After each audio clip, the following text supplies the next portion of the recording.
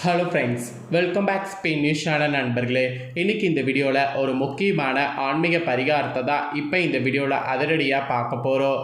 என்ன ஆன்மீக பரிகாரம் பார்க்க போகிறோங்கிறத இன்ட்ரோவில் ஷேர் பண்ணுறேன். என்ன பார்க்க போகிறோங்கிறத தெரிஞ்சுக்குங்க. ஸோ நாளைக்கு தேதி பார்த்திங்கன்னு வச்சுக்கோங்களேன், ஜூலையுடைய 29ஆம் தேதி. அதே போல் தமிழ் மாதம் ஆடியுடைய 13ஆம் நாள் கிழமை. அதே போல் நாளை நாள் பார்த்திங்கன்னு வச்சுக்கோங்களேன், புதன்கிழமை. பொன் கிடைத்தாலும் புதன் கிடைக்காது என்ற பழமொழிக்கேற்ப நாளைய புதன்கிழமை ரொம்ப சிறப்பான நாளாக வந்திருக்கு. அப்படி என்ன நாளை புதன்கிழமை ரொம்ப சிறப்பான நாள் அப்படின்னு கேட்குறீங்களா? நாளைய புதன்கிழமை பௌர்ணமியானது வருது. வரக்கூடிய பௌர்ணமி சாதாரண பௌர்ணமி கிடையாது. ஆடி மாதத்தில் வரக்கூடிய ஒன் ஆஃப் த ஒரு ஸ்பெஷல் பௌர்ணமி என்று சொல்லலாம். இந்த பௌர்ணமியில் கிரகங்கள் அமைந்திருக்கக்கூடிய அடிப்படையில் ஒவ்வொருவருக்குமே பார்த்திங்கன்னு வச்சுக்கோங்களேன், மாற்றங்கள் ஏற்படும்.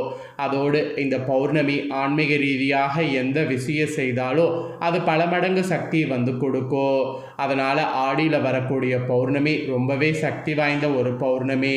ஸோ ஆடியில் வரக்கூடிய நாளைய பௌர்ணமியில் என்ன விஷயங்கள் செய்ய வேண்டும், என்ன விஷயங்கள் செய்யக்கூடாது அப்படிங்கிறத எல்லாமே இந்த வீடியோவில் ஷேர் பண்ண போகிறேன். ஸோ வீடியோ ரொம்பவே யூஸ்ஃபுல்லாக ரொம்பவே இன்ட்ரெஸ்டாக இருக்கும். கண்டிப்பாக வீடியோவை ஸ்கிப் பண்ணாமல் பாருங்கள். அப்போ தான் உங்களுக்கு நான் என்ன சொல்ல வரேன் அப்படிங்கிறத தெளிவாக தெரிஞ்சு பயன்பெற முடியும். அதே போல் ஆடி பௌர்ணமியில் பார்த்திங்கன்னு வச்சுக்கோங்களேன், நீங்கள் ஒரு சில விஷயங்கள் கரெக்டாக ஃபாலோ பண்ணும்போது இந்த வருடமே உங்களுக்கு ரொம்ப சிறப்பான முறையில் செல்வாக்கு உயரும். அதனால தான் ஆடியில் வரக்கூடிய பௌர்ணமி ரொம்பவே சக்தி வாய்ந்த பௌர்ணமி என்று இப்போ வரைக்குமே சொல்லப்படுது. சரி, இப்போ ஏற்பட்ட நாளைய இந்த ஆடி பௌர்ணமியில் என்ன விஷயங்கள்லாம் செய்யணும், என்ன விஷயங்கள்லாம் செய்யக்கூடாது அப்படிங்கிறத முறையாக தெரிஞ்சுக்குங்க. ஸோ தெரிஞ்சு இந்த விஷயங்களை ஃபாலோ பண்ணி பயன்பெறுங்க. ஒவ்வொரு மாதமும் வரக்கூடிய மிக முக்கியமான வழிபாடு மற்றும் விரத நாட்களில் ஆடி பௌர்ணமி தினமும் ஒன்று. பொதுவாக பௌர்ணமி நாளில் அம்பிகையுடைய வழிபாட்டினையும் திருவண்ணாமலை கிரிவலம் செல்வதையும் தான் பலரும் வழக்கமாக கொண்டிருப்பாங்க. ஆனால் இந்த பௌர்ணமி நாளில் எந்த தெய்வத்தை வேண்டுமானாலும் வழிபாடு செய்யலாங்கிறத புரிஞ்சுக்கணும். இந்த நாளில் என்ன செய்ய வேண்டும், எவற்றை தவிர்க்க வேண்டும் என்பதெல்லாம் தெரிந்து கொண்டு அதன்படி நடப்பது இறையருளை நமக்கு பெற்றுத்தரும். அதனால் அதன்படி நடப்பது ரொம்ப ரொம்ப ரொம்ப நல்லது. ஸோ அதை தான் உங்களுக்கு இந்த வீடியோவில் சொல்ல போகிறேன். இந்து மதத்தில் அமாவாசை எப்படி முன்னோர் வழிபாட்டுக்குரிய நாளாக கருதப்படுகிறதோ அதே போல் முழுநிலவு தினமான பௌர்ணமியும் தெய்வ வழிபாட்டுக்கு மிகவும் ஏற்ற ஒரு நாளாக கருதப்படுது. தெய்வீக ஆற்றல் அதிக நிறைந்த இந்த நல்நாளில் செய்யப்படக்கூடிய வழிபாடுகள் மிகவும் சக்தி வாய்ந்ததாக கருதப்படுகிறது. அதோடு இந்த நாளில் குலதெய்வ வழிபாடு, பெண் தெய்வ வழிபாடு, சிவ வழிபாடு, இஷ்ட தெய்வ வழிபாடு, சத்யநாராயண பூஜை இந்த மாதிரி எல்லாமே செய்து வழிபடுவது பல மடங்கு அதிக பலனை தரும் அப்படிங்கிறது எந்த ஒரு டவுட்டும் இல்லை. பௌர்ணமி நாளில் இரவில் நீங்கள் மீண்டும் மீண்டும் காணக்கூடிய ஒரே ஒரு அறிகுறி, ஒரே கண், ஒரே சொல், ஒரே மனிதர் அல்லது ஒரே சிந்தனை உங்கள் அடுத்த வாழ்க்கை பாதைக்கான பிரபஞ்சத்தின் ஒரு இதுவாக பார்த்திங்கன்னு வச்சுக்கோங்களேன் கருதப்படுது. அதனால் இதை அலட்சியப்படுத்தாமல் இந்த நாளை கவனிப்பது அவசியம் என சொல்லப்படுது.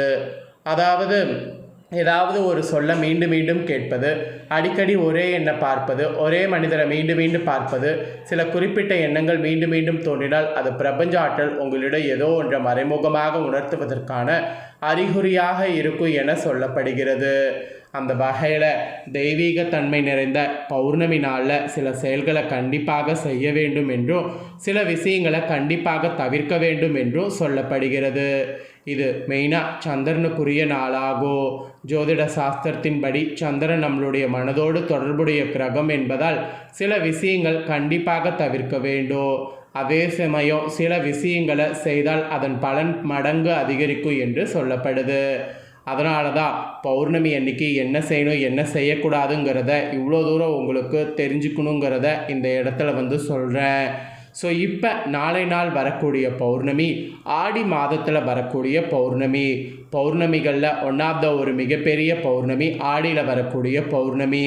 சரி, இப்போ ஆடி பௌர்ணமி அன்னைக்கு செய்ய வேண்டியது செய்யக்கூடாதது வரிசைப்படுத்தி பார்க்கலாம். முதல்ல ஆடி பௌர்ணமி என்று என்ன விஷயங்கள்லாம் செய்யணும் அப்படிங்கிறத ஃபஸ்ட்டு சொல்லிடுறேன். ஆடி பௌர்ணமி அன்னைக்கு என்ன செய்யணும் அப்படிங்கிறத முதல்ல தெரிஞ்சுக்குங்க. அதுக்கப்புறமேட்டு மற்றதை அதிரடியாக பார்க்கலாம். நாளை நாள் நிலவொளி வரக்கூடிய அந்த நேரத்தில் 10 முதல் 15 நிமிடங்கள் அமைதியாக அந்த நிலவுடைய வெளிச்சத்தில் அமருங்க. மன அதிர்வு பார்த்திங்கன்னு வச்சுக்கோங்களேன் இல்லாமல் சமநிலைப்படும். அதனால் மன அதிர்வு இல்லாமல் இருக்க 10லிருந்து 15 நிமிடம் கண்டிப்பாக பார்த்திங்கன்னு வச்சுக்கோங்களேன் அமைதியாக இருக்க பாருங்கள்.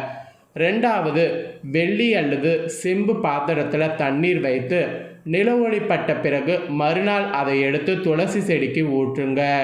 இந்த மாதிரி ஒரு விஷயம் கட்டாயம் செய்கிறதுனால எதிர்மறையாக இருக்கக்கூடிய அதிர்வுகள் எல்லாம் குறையும்.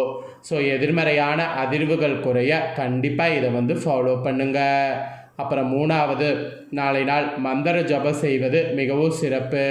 நீங்கள் என்ன மந்திர ஜபிச்சாலும் அதுக்கு பல மடங்கு புண்ணியம். அதனால் மந்திர ஜபம் செய்ய நாளை நாள் மறக்காதீங்க. அப்புறம் வீட்டில் வடகிழக்கு பகுதியில் நாளை நாள் ஒரு நெய் தீபம் ஏற்றுங்க. இதை நீங்கள் செய்கிறதுனால ஆன்மீக ஆற்றல் உங்களுக்கு அதிகரிக்கும். அதோடு நீங்கள் எதிர்பார்க்காத அளவுக்கு பயங்கரமான ஒரு சக்தியும் உங்களுக்குள்ளே உண்டாகும். அதே போல் மெயினாக நாளை நாள் செய்ய வேண்டியதில் உங்களுக்கு இருக்கக்கூடிய வேண்டுதலை ஒரு வெள்ளத்தாளில் எழுதி பூஜரையில் வைத்திருங்க. பிறகு மனதார வேண்டிக் கொள்ளுங்க. உங்கள் வேண்டுதல்கள் எதுவாக இருந்தாலும் விரைவில் நிறைவேறும். இதையும் நாளை நாள் செய்யுங்க. அப்புறம் சந்திரனை நாளை நாள் பார்த்த பிறகு முக்கிய வேண்டுதல்கள் மனதில் கூறுங்க. அது உங்களுக்கு விரைவில் நிறைவேறும் என்பது நம்பிக்கையாக சொல்லப்படுது. பௌர்ணமியான நாளை நாள் இறை வழிபாட்டில் ஈடுபடுவது, சத்யநாராயண பூஜை செய்வது, சந்திரன் ஒளியில் சிறிது நேரம் அமர்வது, தியானம் செய்வது இதெல்லாம் மன அமைதியை தரும்.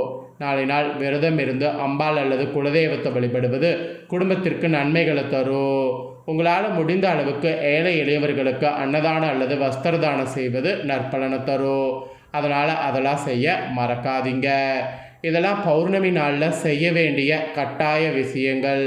இப்போ பௌர்ணமியான நாளினால் செய்யக்கூடாத விஷயங்கள் சொல்கிறேன், அதையும் நோட் பண்ணிக்கோங்க. பௌர்ணமி நாளில் மாலை நேரத்தில் வீட்டில் விளக்கேற்றாமல் இருக்கக்கூடாது. அப்புறம் இரவு நேரத்தில் கடுமையான வாக்குவாதங்கள் தவிர்க்க வேண்டும். நாளை தினம் மன உணர்வுகளை தீவிரமாக வைத்துக்கிற மாதிரி இருக்கக்கூடாது. அப்புறம் பூஜரையில் உலர்ந்த பலர்களை வைத்திருக்க வேண்டாம். உலர்ந்த பலர்கள்லாம் கிடையாது, மலர்களை தான் அப்படி சொல்லிட்டேன். புதிய மலர்கள் மட்டுமே நாளை நாள் அலங்கரிக்க வேண்டும். நாளை எடுக்கக்கூடிய ஆன்மீக சங்கல்பத்தை மறுநாளே மாற்றக்கூடாது. குறைந்தது ஒரு சந்திர மண்டலம், அதாவது சுமார் 30 நாட்கள் தொடர வேண்டும். அப்புறம் நாளை நாள் பௌர்ணமிங்கிறதுனால அசைவ உணவுகள், மது அருந்துவதை தவிர்க்க வேண்டும். மற்றவர்களிடம் கடன் வாங்குவதையும் கடுமையான வாக்குவாதங்கள் ஈடுபடுவதையும் தவிர்க்க வேண்டும். மெயினாக புதிய தொழில்களை தொடங்கிறது, நீண்ட தூர பயணங்கள் மற்றும் முக்கியமான முடிவுகள் எடுப்பது இது எல்லாத்தையுமே நாளை நாள் தவிர்க்கணும். எல்லாத்துக்கும் மேலே முடி மற்றும் நகங்களை வெட்டுவதை தவிர்க்க வேண்டும். ஸோ தவிர்க்க வேண்டிய விஷயங்கள் இதுதான். நாளை நாள் என்ன மாதிரியான விஷயங்கள் செய்யணும், என்ன விஷயங்கள் செய்யக்கூடாது அப்படிங்கிறது எல்லாமே தெளிவாக இந்த வீடியோவில் ஷேர் பண்ணிட்டேன். ஷேர் பண்ணதை தெரிஞ்சிருப்பீங்க. தெரிஞ்சதுக்கேற்ப நடந்து பயன்பெறுங்க. இதை உங்கள் ஃப்ரெண்ட்ஸ் ஃபேமிலிக்கும் ஷேர் பண்ணுங்கள், அவங்களும் பார்த்து பயன்பெறட்டும். இதே போல் புதிய தகவல்களை தெரிந்து கொள்ள மறக்காமல் சேனலை சப்ஸ்கிரைப் பண்ணுங்கள், கூட பெல் பண்ண ப்ரெஸ் பண்ணுங்கள். நெக்ஸ்ட்டு சுவாரஸ்யமாக வேறு ஒரு வீடியோவில் உங்களை சந்திக்கிறேன். நன்றி, வணக்கம்.